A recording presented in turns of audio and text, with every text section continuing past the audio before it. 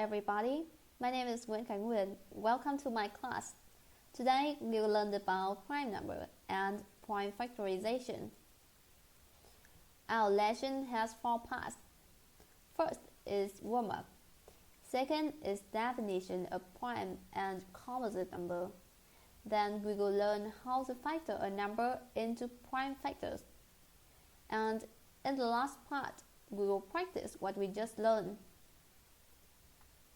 Now we go to part 1, warm-up. In the last lesson, we've learned about divisor and multiples. So please look at the following slide. I have a small problem for you guys. In this table, we have number A and the divisors of number A. Your mission is filling the row divisors of A with appropriate values. So we easily see that the divisors of 2 are 1 and 2, of 3 are 1 and 3, of 4 are 1, 2 and 4, of 5 are 1 and 5, and about 6 is 1, 2, 3 and 6. It's quite an easy problem, right? Now we move to part 2. In this part, we're going to answer 2 questions. First, what is prime number? And second, what is composite number? Which means we're gonna figure out the definitions of them. Now I'll turn back to the last slide. Look at this table. Could you show me the similarity between 2, 3, and 5? Do you see the similarity between them? Well, we easily see that each of the number 2, 3, and 5 has 2 factors that are 1 and itself. What about 4 and 6? 4 and 6 have more than 2 factors. So, are you wondering if this information is relevant to our lesson today? Yeah, of course it is, because 2, 3, and 5 are prime numbers, while 4 and 6 are composite numbers. So, according to what we just learned, who can tell me what is prime number and what is composite number? Well, we know that 2, 3, and 5 are prime numbers, and all of them have 2 factors that are 1 and themselves. So we have a prime number is a natural number greater than 1 that has only 2 divisors, which are 1 and itself. So what about composite number? What are they? We have 4 and 6 are composite numbers, and they have more than 2 factors. So we have the definition of a composite number. A composite number is a natural number greater than 1 that has more than 2 divisors. So please write down those definitions on your notebook.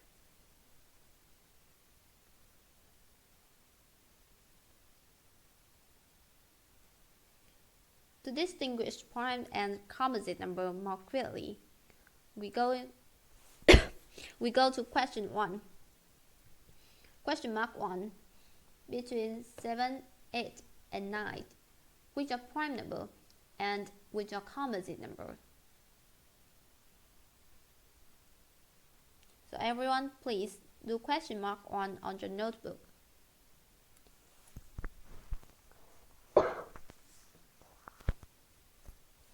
Let's start with 7. 7 is definitely divisible by 1 and by 7. So 7 is a prime number because it only has two divisors, which are 1 and itself. What about it? It has 1, 8, 4, and 2 as its divisors. So it's obviously that it has more than two divisors. So it is a composite number. And it is the same to 9, because 9 have 1, 9, and 3 as its divisors. So 9 is also a composite number. We move to question 2.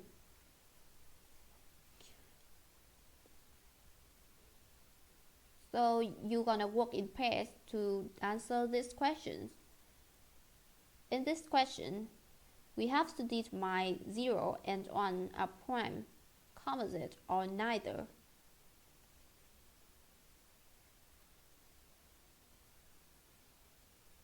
So does 0 a prime, composite, or neither? According to the definition, a prime number and a composite number have to be greater than 1. So it's obviously that 0 is neither prime nor composite number. What about 1? You might say that 1 is divisible by 1 and it is divisible by itself, so 1 is a prime number.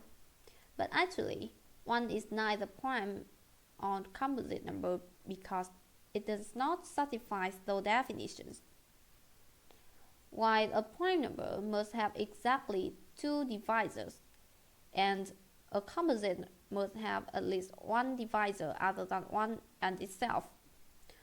1 has only one positive factor, that is 1 only. Hence, 1 is neither prime nor composite number.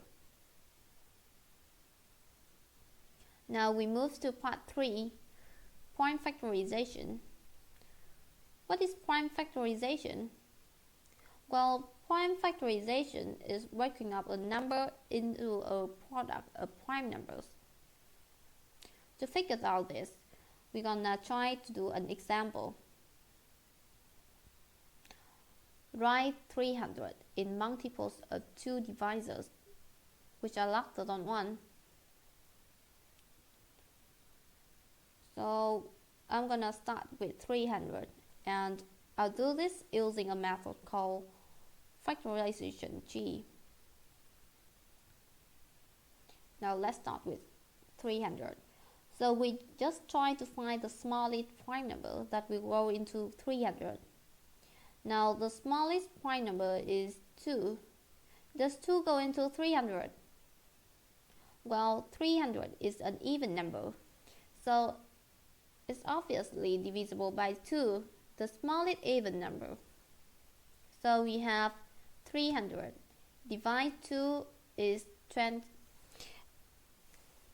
150. We circle 2. Now, is 150 divisible by 2 either?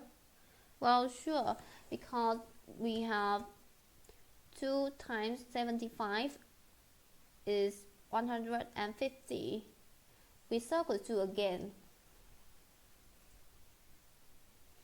And about 75, since 75 is an odd number, 2 is not going to 75, so we could try the second smallest prime number, which is 3. Does 75 is divisible by 3? Well, we have 7 plus 5 is 12, and 12 is divisible by 3. So 75 divided 3 is 25. We circle 3.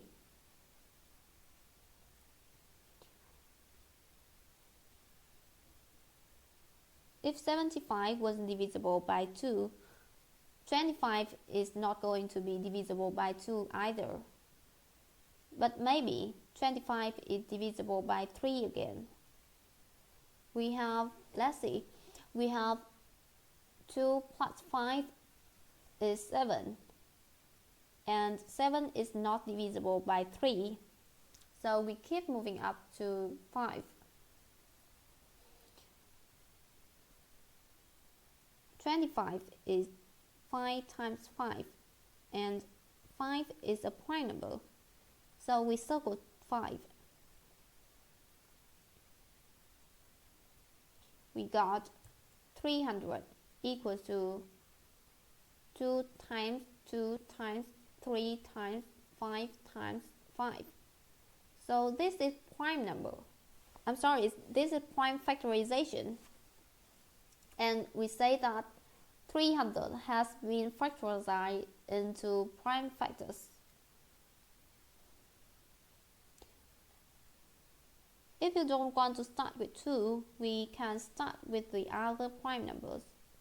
For example, we can start with 3.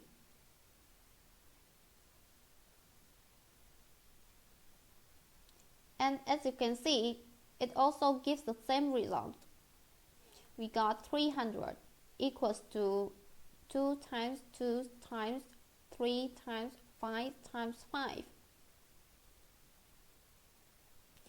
Besides factorization G, I have another way to factor a number into a prime factors. Well, let me show you how to factor 300 into prime factors according to vertical column. First of all, I'll draw a straight line. Then I'm gonna put 300 in the left. And in the right, we will put the prime numbers. Now we start with 2 again.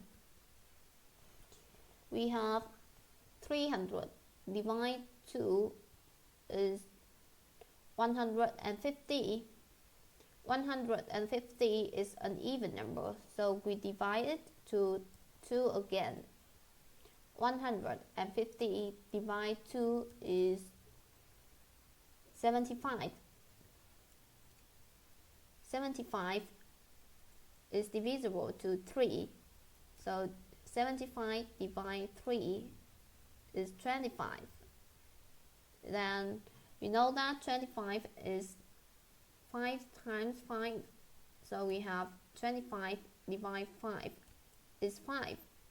And now 5 divided 5 is 1. We stop in here because 1 just divisible to 1. And we circle the prime numbers. And as you can see, we got the same result with a new way.